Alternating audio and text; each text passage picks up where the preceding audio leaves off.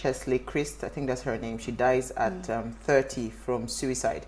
So according to the report, she is a lawyer, and she jumped from the 60-story Orion building where she lives currently in New York at around 7:15 a.m. on Sunday. Of course, that one is instant death from the 60th floor. She was a journalist because she worked with a media house called Extra TV. And from the reports, she really had, a great path, because she was an advocate. She was very strong in the Black Lives Matter, always caring for her community, always impacting her community. It's so sad that she took her life. It's really sad. Did she leave a suicide note? Well, so again, on her page, which is this, this was the last post that she posted, and she just wrote, "May this day bring you rest and peace." So it's interesting. When I saw this story, I was talking with my sister this evening, and I said, it's so interesting how, because you see someone looking strong, emotional abuse is deep. You don't know how. You see, if somebody even physically abuses you, it's even easier to say, okay, because you can see the scar. You can actually have a reason why you are crying or why you feel bad, because you can see the scars. For emotional pain, you're hurting on the inside. You're hurting on the inside. You can't see it. Somebody will be telling you that, but he has not beaten you now, he has not done this to you now. But the truth is that the scars are there. You know how you feel on your inside, right? So when we are acting, when we are reacting, or when we are dealing with human beings, let's just keep it aside that you need to be able to protect people's mental because you health, don't actually because know you do not know what they are going through on their inside. So I'm really pained. And again, don't look at people and say this person is strong. And for you that you are out there, even though you're strong, look for somebody like me now. Always talk to any someone. pain that I have on my inside, I call my sisters and I speak to them. It's easier to just unburden that pain, because you must have someone you can talk to. Because I don't understand. I've been through a lot in my life to some extent, right? But I've never ever nursed the thought of going to take yourself. My own life. Do you understand? So I'm just wondering what would have been going through her mind. She's 30, she's so beautiful. She has everything that a girl is looking for. Is it the hair? Is it the looks? Is it the brilliance? Everything. She had everything going for her. So for her to get to that point where she felt like I needed to end it. Yeah. You understand? She must have faced a hopeless situation. So I think most people take their lives when they are faced with a hopeless situation. They can't see the way out of this. So there's like, I can as well just go. I was really heartbroken when I saw this, honestly. It's really sad. Like you said, Osaiwame, that, people go through a lot and they try to, cover it. Especially women, they cover up with makeup. Yes, they curb it and smiles. They do not expose it to people so that, they don't get, especially like in Africa, we say, oh, make people no laugh, make people no laugh. We try to, take everything in and imbibe it. And it's crucial. Like you said, if you're going through something, you need to reach out. You see, when you say about women, it's not only women. There was a video that went viral. Not just women, men as well. Guys that, I mean, if you had anything, if you needed help, who would you call? Who would you call? Not one soul. I saw that video. That video was really heartbreaking for me to watch, because a lot of guys they've told them that man up. And all of that. So you bottle up all the pain. I don't say that to my son. I say cry if you feel like crying. That's the angle they were looking at it from. I think it was the angle they were looking at it from was like, if you needed help, who would you run to? That's the question. It's the same thing we were saying. There was nobody. So the Gina King's son didn't show any sign of, killing himself. You won't show any sign. You never know. So there's just that little really thing sad. that might just trigger it, and that minute, that second, they just want to let go. Okay, so on that note, we'll take a break. We want to discuss governance, and we're looking at the legislators today. Stay with us. We'll be right back. It is engagement we need to have. Those who suffer miscarriages are never taken into account. Members of the National Assembly are also influence peddlers. You are sitting on Nigerians' money. From the Babin, I pay my rent. From the Babin, I send my children to school. A consultative engagement. No any tangible notification before they ban us. It's one thing for people to be at your back and listen to the moment, and another thing for them to still be with you when push comes to shove. I will do everything to take Lagos out of the national grid.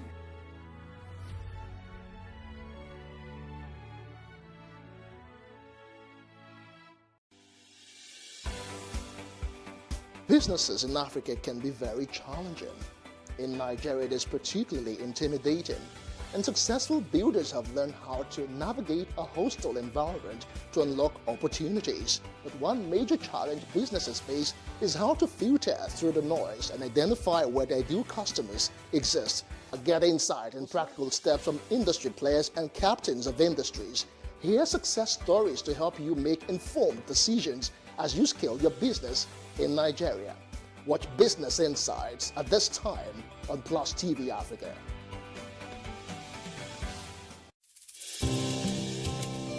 For me, I wanted to change that culture. I didn't believe that until you see a white man or you see a foreigner in the kitchen before you can believe that, good food is going to come out of that kitchen.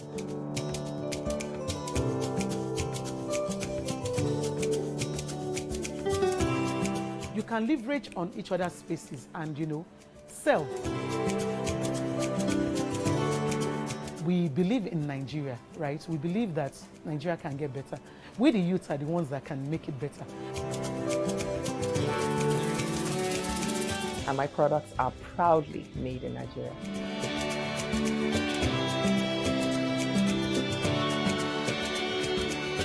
Made in Nigeria, showing every Tuesday at 10:30 p.m. and repeats on Saturday at 8:30 a.m.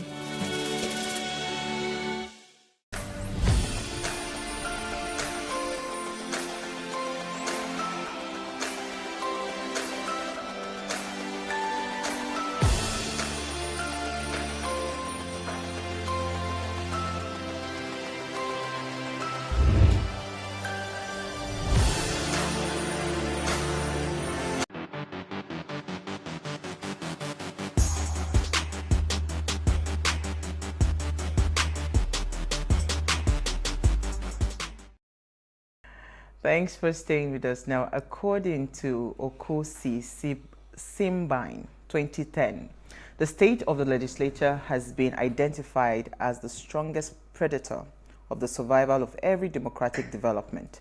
Legislature serves as an essential constituent for any democratic government and a major factor in its sustenance. Now, its existence predates the advent of modern democracy. It has been noted that the emergency of the legislature dates back to the 12th century and is a product of medieval European civilization transformed in the age of democracy to suit the needs of contemporary politics system.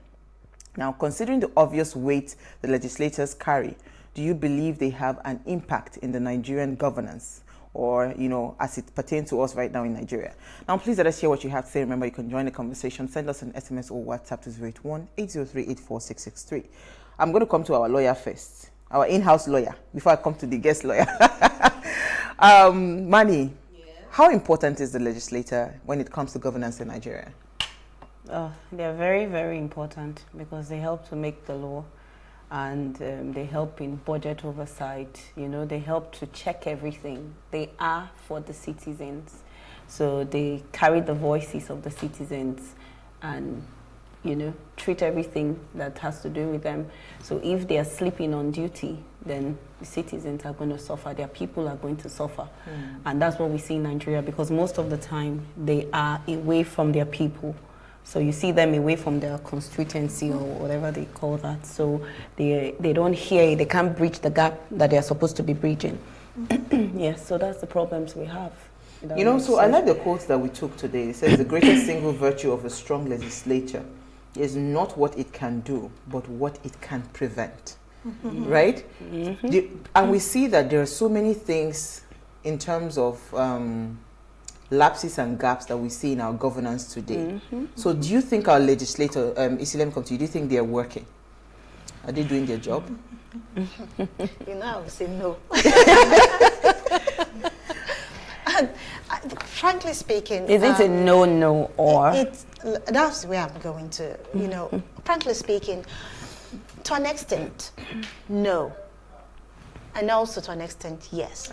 They're not doing their job in the context that they are not feeling the pain of the people. They're not calling the people to feel to listen to them, to see what they want, and go back and be the voice of the people. So are they? Yes, they are working. They are there. They're doing something. And you said something about them sleeping on duty. Oh, yes, they do sleep on duty, and it's caught on camera. But the key thing is they are not representing the voice of the people. Okay. Let me bring in our guest. Oyemi Emmanuel Aderibigbe, I think I got it right, is a seasoned business lawyer and currently a senior associate at the leading commercial law firm in Nigeria. She has over a decade of cognate experience advising international and Nigerian clients across different sectors on corporate and commercial law. She has published over 50 articles on technical and soft professional skills aimed at helping lawyers and young professionals achieve growth and purpose. And she's joined us live in studio. She was looking very, very young here. Wow, is that you? That picture. Really? Wow.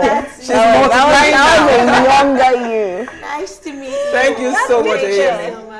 I mean, this is an interest, what's it called, and the House of Judiciary and all of that. You know, when we vote, once the presidential candidate that we are voting is a particular party, that's how we just follow the thumb across. We are not even checking, is this person representing my interest in the House? And this is a common error that everybody makes. It's still a big issue because people do not even care who the legislators are.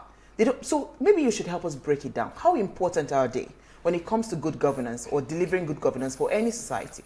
Let me start from what governance is, because over time I have learned that that's even the first point of call. As society, we exist with different interests. So people, resources,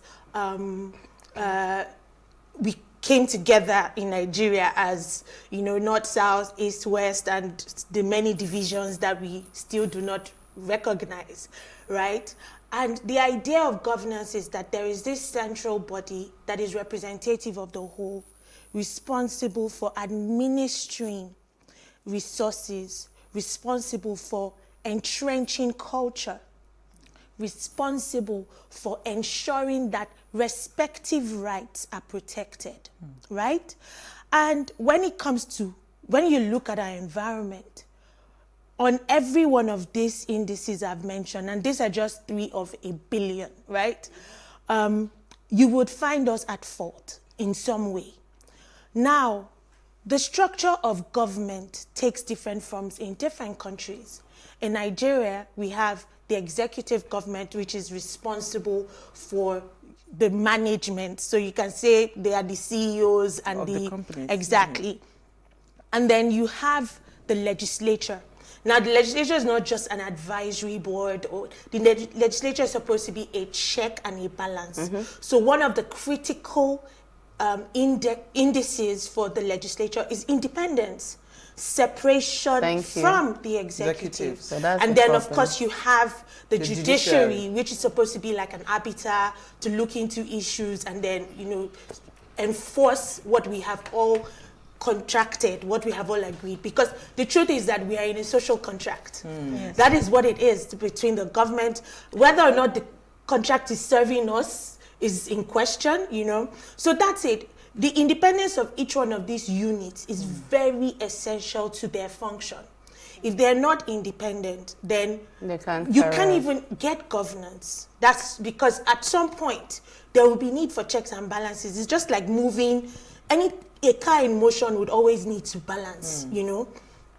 And so when you're thinking about whether or not a legislature is essential, I don't even think the question arises, because if you have managers who are dealing with the day-to-day, there are certain things they will be blind to, right? The legislature is supposed to take a look at that and step in.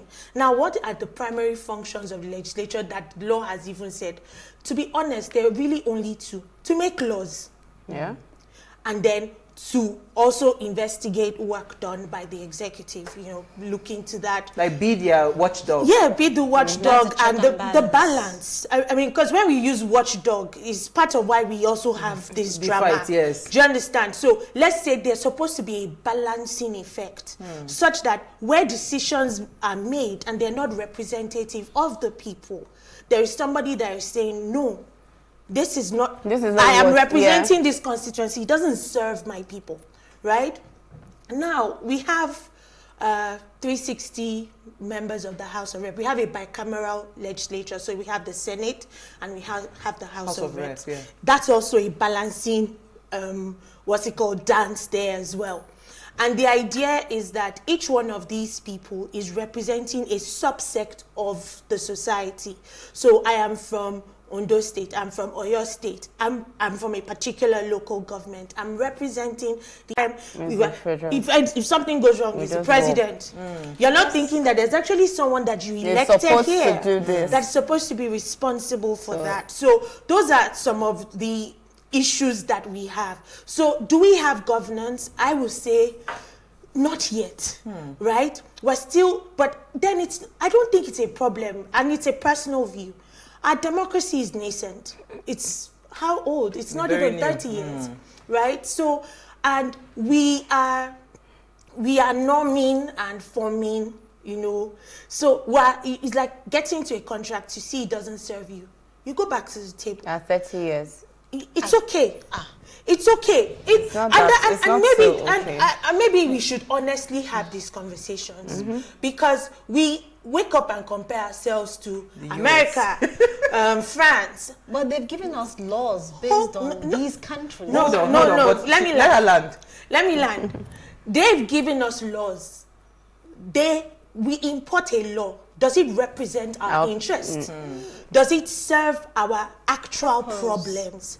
For instance, recently there was this debate that our representatives and our government are going to sit down at zero environmental net zero environmental pollution when we haven't even started production. We are not polluting anything, right? That's not our priority. So I would like us to look at it as we need to domesticate our problems.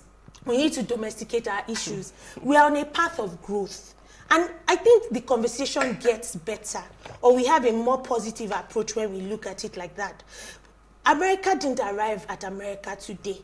There were civil wars, there was drama, there was segregation that is still alive today. Okay, I like where you're going, but you said something earlier. Sorry, Isi, you said something earlier. Are you trying to say that the current legislature that we have today, they do not have that autonomy, they don't have that independence from the executives? They don't operate independently. Okay. I think that's the way to put it. Because having has a context that maybe you weren't given. The law, the constitution, which is the governing document, says they have it. So if you look at section 4, 5, 6 of the constitution, it talks about the delineation of these three arms of government, and it's very clear as to their duties, responsibilities, and the divisions that they should have. You also have sub-legislations across board, even at the state level, on the things that they can deal with, the things that they can share powers on. So in terms of having, it is there. But in terms of operation, which is what delivers governance, because we must separate structure, politics, and governance. There's structure, how we are formed. There is politics, which is a critical influencer in the process of delivering governance. And then there is governance, which is the actual delivery of services to When are you starting your political school? So, and many times when you're having these conversations, everybody's talking, if we separate it across these lines, this is a structural problem, this is a political problem, and this is a governance issue. If we separate it like that, it's easier for you to know where the problem is stemming from. Governance is the purpose of government. If government allows structure or politics to prevent it from delivering governance, it's not fulfilling purpose. You have just nailed my question. My question, honestly, which has to do with politics. Okay. And we play politics in Nigeria based on parties. And the parties are the ones that are being represented in the legislature by the individuals or the honorables, of course. Now, in terms of them carrying out their duties, how do they strike a balance between politics and governance? That's $1 million question. That is, because I see us doing politics more than governance. That's my view as well. So how do we strike that balance? How do we hold them to strike that balance? Okay, so politics is a tool. But in Nigeria, politics is not yet a tool for governance. People conflate politics with governance. So politics has become a distraction, right? Politics has become a distraction to the delivery of public good, because that's why government exists. We must always go back there. So every time I hear, for instance, a legislature say, oh, I built a road, I was like, that's not your role. You weren't asked to build roads. You were asked to go sit in the legislature, to represent your people, to escalate their problems from the floor to the you should be forum with your town crier that you're speaking. So for instance, in a Lekki, there is a significant drainage problem. Maybe it's based on the structure of the city in that area. As a legislator, at the state level, because there will be different issues. There are certain things that cannot be considered at state level. There are certain things that can only be considered at the executive level, that is the Federal Assembly, and that's because the Constitution has delineated it. So there is the executive list, which has items that only the federal legislature can deal with. You have the concurrent list, which both state and federal can deal with, and then you have the residual, which the state can step in when nothing governs it, right? Now, if at the state level that's an issue we can deal with, I take it to the legislature and say, this is a problem. It's essential because it's affecting the delivery of the public good, the economics of the state.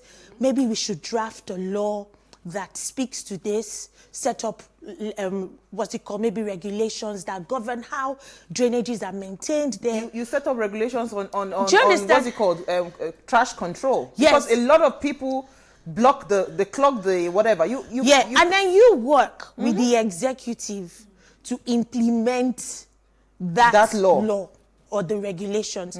The judiciary is your backup to if anybody breaks the law. Thank you. So that is the natural dance. But what we see is people are not even educated. People go to the legislative office is now a compensation for support. It's now I dash you, take it, you enter, or you people have. I mean, the qualifications in our constitution in general are not very impressive, but the qualifications notwithstanding, there are people that don't go to school that represent their society very well, right? So it's about the stakes. Yeah, but it's true. So it's you knowing your function and delivering on it. A legislator should be thinking ahead. What are the problems in this place? So you know what, saying is that let's take a break. We want to take a very quick break. We'll be right back. This is an amazing conversation. All right.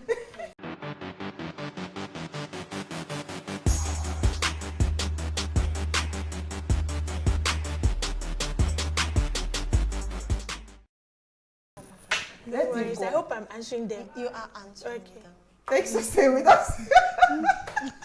All right. So if you just tune in, we are having an amazing chat. We can't control ourselves here with Oyeyemi on the role of the legislator and the impact in governance. I mean, please let us hear what you have to say. Remember, you can join the conversation. Send us an equipped for the role. No, yes. Apart from even being equipped is a different thing. I think education first. Is an equipment. Well, yeah, it's a form of equipment. Yes.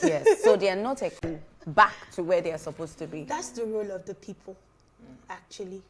So there's a part of this conversation that has not always been in the center, and that is the office of the citizen. The citizen is actually recognized as an office in the Constitution. that is given duties and responsibilities. A citizen is, there is a subsection of the Constitution that actually outlines your duties as a Nigerian. Oh dear. And the truth is, it's sad that that's not even fundamental education. It should be part of our curriculum from primary school. I talked about this today. Not even like secondary school where you choose to do governance. Or civic education. It is part. What makes you a Nigerian? What gives you your identity as a Nigerian? I should start learning it from 3, 4, 5 when I get into school. But do you know, in the country, we just think because we have the green passport, that is all that we need as citizens. As an identification. Yes, that's all. Citizenship isn't even understood as duty. It is many people see it as a curse, right?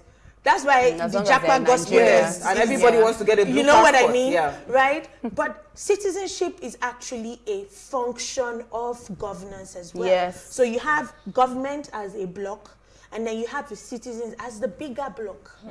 So you are talking about 200 million people or something who are docile, who don't care, who have not owned the country. So if you haven't taken ownership of your own quest, your own duty, and you have given me a license, because I always say something, we complain about government, but the truth is that every day we negotiate the standards of government and we say what is acceptable. Do we even negotiate, or we just accept? No, negotiating is as in by not doing anything. You have accepted. Taken a stance. We're just accepting. Do you understand? We have said that this is okay. This is fine. Every day you steal our money is fine. Give us our share. You know, then we turn everything into a joke. So even politicians sometimes complain and say, I actually want to do certain things, but I can't. I am aware of certain areas where local government chairmen have collaborated and said, we want to rehabilitate this area. The roads are really bad. And the citizens came together and stoned them and said they will not do the roads. That was the contract that they negotiated. That's what they wanted. They wanted to keep putting tolls on it and having all the area boys. The boys in the area take the money. You know, so, and you have that subset all around. You have, the truth is, you can't make people do stuff that you haven't owned. We have numbers, but the sad thing again is like a chicken and egg situation. People aren't educated. They don't even know that they have the right. They don't know that it's available for the taking. They don't know that the average Nigerian uses they. There's no ownership. It's not my country. It's their country. Do you understand? So there is a sense of entitlement that a legislator will have, you know, because thrown to them. So I don't need to go home. I can sit in Abuja, for instance. Nobody's questioning me. I don't need to report to anybody. And when it's time for elections, I can take money and give them, and it's okay. But that's what we have negotiated and agreed. So where do we start from? How do we correct it? Where we start from is that those of us, right, who can be the bridge, the educated, the ones empowered, the ones who can speak, can begin to demand for more. Recently, we saw people circulating legislators' numbers and saying, call your legislator, ask them. Those are the kind of things that need to start happening. Now, there's a problem we have where when people are not, because we're in a phase where everybody says, sorry, it's okay, shout. There's a talking generation. People aren't having real conversations. You don't talk at each other to get resolutions. Information. It has to be. It has to. The table has to have everybody represented and everybody with recognition to speak.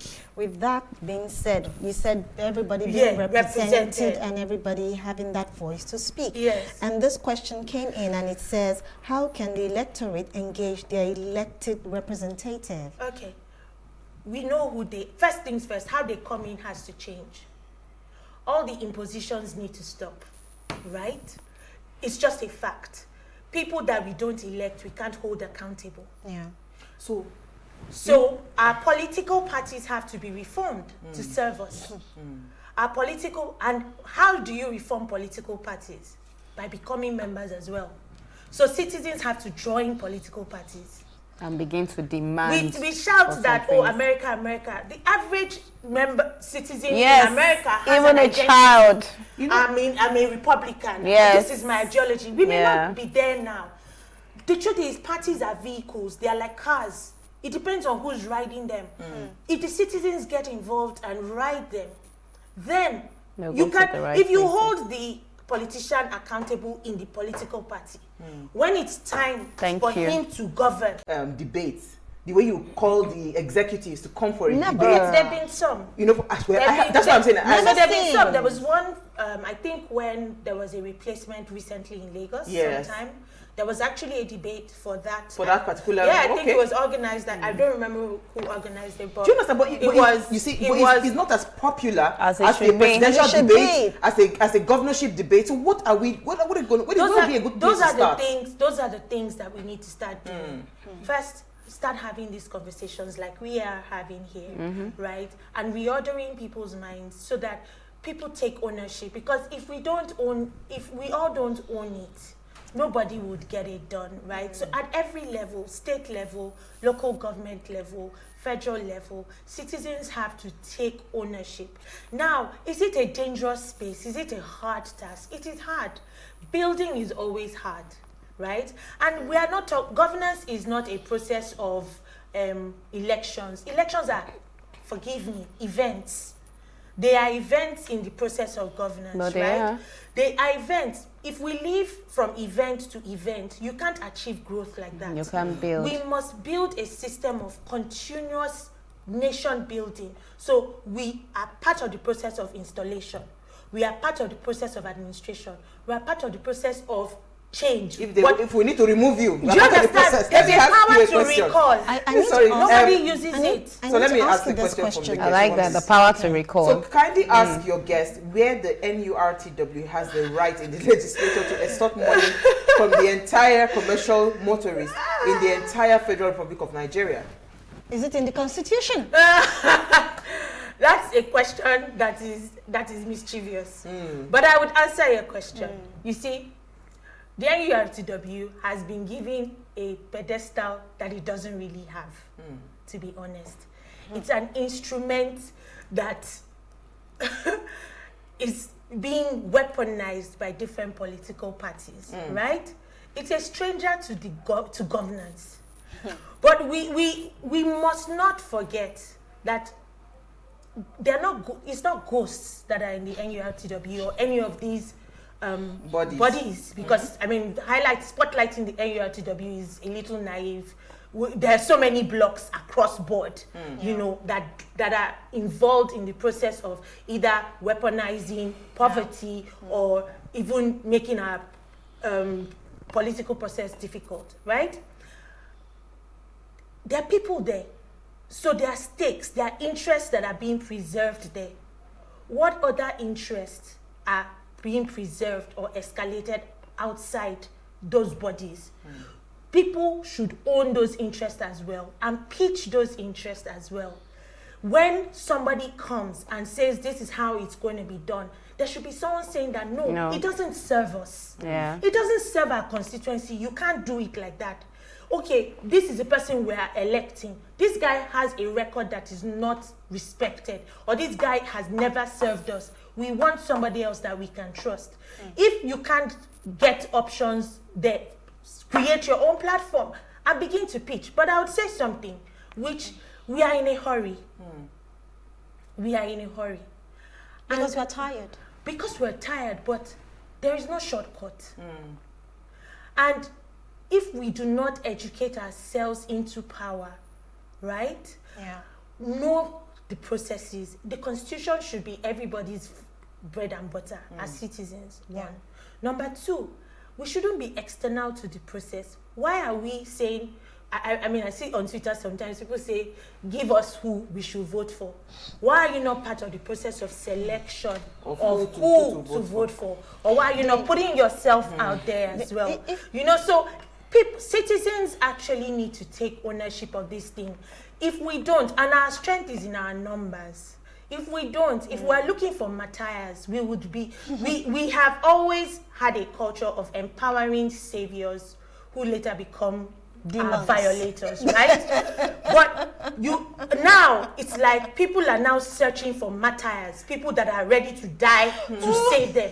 That culture has to change. We need to build our institutions. We need to build our collective power, because that's what will keep each person safe. This is what is giving the legislature because some people are of the school of thought that they feel that, oh, the electorate didn't actually put me in there, so I can as well do what I want to do, due to the fact that the electorate is ignorant of their power. So in most cases, do you think this has a huge role to play? I think it's a situation of, remember I had 3 lines drawn. There's structure, there is politics, there's governance. I think we have allowed politics to distract us from structure. Structure is, we determine structure, let's not forget. We use PVC today because there's a law that says that's what we will use, right? Tomorrow now, a law can be passed and it would invalidate the use of a PVC, right? So I don't think structure is a big problem. Representation is our problem. People are not actually being served. People just occupy positions and are not serving the whole. Do you understand? There's corruption, there are leakages, there is really no check and balance. The legislature today is full of ex-governors. And when they call their mates to order, they faint at the. You know what? So it's a lot of drama and not. We're not actually hitting. We're not doing what we are. And it's almost like you know the funny thing is that it's almost like it's a normal thing now. As you finish 2 terms for governor, you don't enter senator. It's retirement. It's a retirement plan. Next thing you become a minister. Greetings, ladies. The robustness of our legislation is highly commendable. However, like the Rolls Royce or smartphones, there are so many features never used or applied. Sadly, lack of full application of these laws has been our greatest bane. This is from Benson. Then somebody else says, the true nature of legislative office in Nigeria provided rooms for autonomy, but it's so ironical. It's so ironical in our nation, Nigeria, today, that the real function of or clarion call to legislation has been sold for a penny. Therefore, legislative autonomy is inevitable to abuse, which is constituting pain to the common Nigerian today. Therefore, my stand is that there are merchandise legislator instead of servitude legislator. Do you agree with this person? I think we've said that. Like that I think because we set up political parties were running, and then supports me, you get senator. Supports me, you get. I'll give it to you. State of assembly. So we're giving it out. Do you understand? People don't even have any stakes in these things. Even when they do, right? It's not based on participation. There's no sense of responsibility. There's no sense. How do we now demand accountability? Yeah, that's what it is. So I think first things first, as he said, everything we need is in the law already, right? The structure says separate them, but in terms of operation, we need to now draw those lines. Yes, we've seen it happen. That's the truth. We've seen it happen in pockets. You've seen it happen in pockets. I mean, what's it called? There was one, I think, Amechi, when he was in the House of Assembly, the State House of Assembly, he understood the use of his powers. But the question that comes up every time is, who is this use really serving? In many cases, we've also seen it happen where legislators have taken a stand against the executive on certain bills, certain proposals, even lending or borrowing. Yes. You know, so I don't think it's a lack of knowledge of what to on do, their part, or a system that is bad. Our structure is fit for purpose. It's implementation. But what you use it for is the question. And for us to have a say in that process, we need to now own the political process, because our laws still say people vying for these offices are vying through the platform of. So what do we do between? We let that happen. So we need to do something between that time and when their tenure is, done. So we ask them to give account of everything they are doing. Maybe we say every 2 months, every quarter, we want to know what you're doing. Or we need a town hall. Do you understand? Yes. We want to know what you're doing. Yeah, why are you laughing? You're laughing because it's not possible, right? But we are the people. We have the power. No. We are the citizens. We are demanding. I'm laughing because these things already happen. So they have town halls, right? There are town halls. But do you attend? But do we know when they are supposed They have the town halls. Sometimes they have town halls at 10 a.m. in the morning where people are going for meetings. Going to work. Yes. But they know that you are after your paper chasing. The thing we must recognize is that there are citizens who are attending those town halls. And who are the citizens and that attend? The citizens that attend those town halls go there to demand. Or they are jobless. They go there to demand things. It's most of the time it's the area boys. It's not only the area boys. No. It's not just only the area boys. Really? It's actually not only the area boys. Really? The average ward meeting has a good selection of different kinds of people. Market women, area boys, regular corporates, I don't think we have enough representation from the corporate world. The middle class. Yes, the middle class, if there's still one, and the people who are more vocal on social media, right? We need to carry that energy of conversation. But those are the people that we delegated our power to. We asked them to represent us. So we have given them the office. And they are asking for what they think is right. Send my daughter to school, I'll vote for you. Give me money, I'll vote for you. But we sit down and say they are doing bad. We are the ones that are absent from our duty post. So what are we doing about that? And we need to go and when do we start? So Yemi, I'm going to charge you with this. When we finish the conversation, you will tell us how to go. We follow you behind. But thank you so much. We've had an amazing conversation. Rafael Akori says most of our politicians are not leaders, and as long as we continue to give them a place of leadership, the future will continue to be bleak for us, because here the politicians are just businessmen and women. Okay, on that note, thank you so much, Yemi. Thank you, for having me. Thank you, man. We had a fantastic conversation. You are now our new best friend. Thank you. And I think this is a fantastic platform. Oh, thank you so much. All right, so before we go, do ensure you follow us on Instagram and Twitter. It's at WeShowAfrica and at WeShowAfrica1. You can interact with us further, drop a comment, and more importantly, follow all our social media engagements. Like, share, invite your families and friends to watch and follow the conversation. We are driving important conversations. We're trying to re-engineer the minds of young people, understand what you need to know before the elections, not after the elections to be crying wolf. All right, so if you missed today's quote, here it is again. The greatest single virtue of a strong legislature is not what it can do, but what it can prevent. Think about that quote. It's very, very powerful. We'll see you guys tomorrow at 8 p.m. as we bring another great conversation to your screen. Enjoy.